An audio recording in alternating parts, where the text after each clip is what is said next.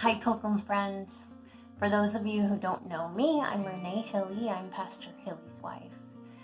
And I woke up this morning with a little bit of a heavy heart, and I wanted to share it with you. When I woke up, I looked out the window, and I saw the air quality, the smoke again, thinking, oh great, another day stuck inside. And then I started thinking about all of you that I haven't seen in so many months, and you have been on my mind. I've been praying for you. I've been trying to keep contact with you. I hope you know that you're always in my heart, and I am always thinking of you. So anyway, back to this morning. I woke up and felt a little bit of despair. And so I grabbed my Bible and I went to Psalm 142. And Psalm 142 is written by David. And David wrote this psalm when he was hiding from Saul in a cave. So dark and isolated and frightened. A little bit, I think, about how many of us are feeling. What I liked about reading this psalm is that David recognizes that he can go to God with anything.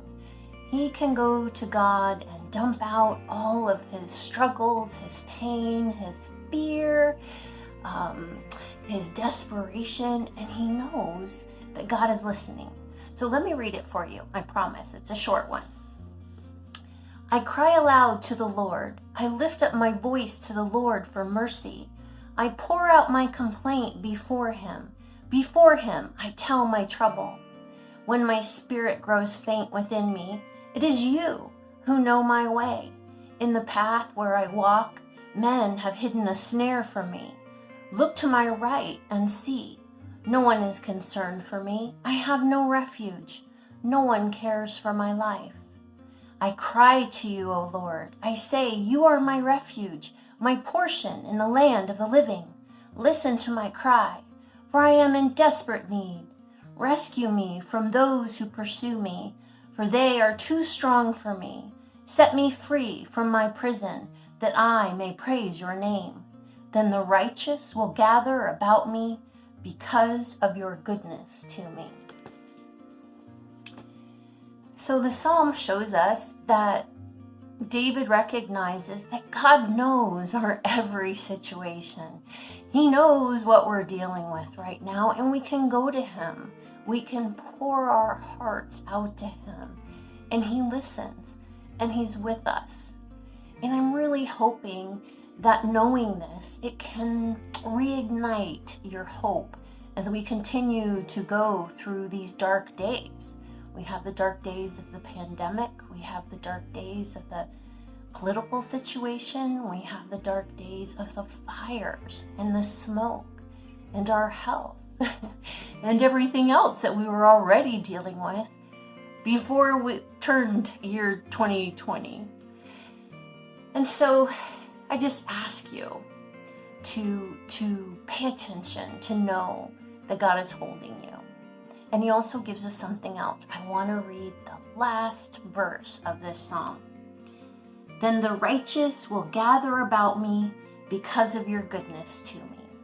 So David recognizes, he appreciates, he understands the importance of God's people. That's us. That is us, his church. And so we are there as the church to represent God's love and care. In saying that,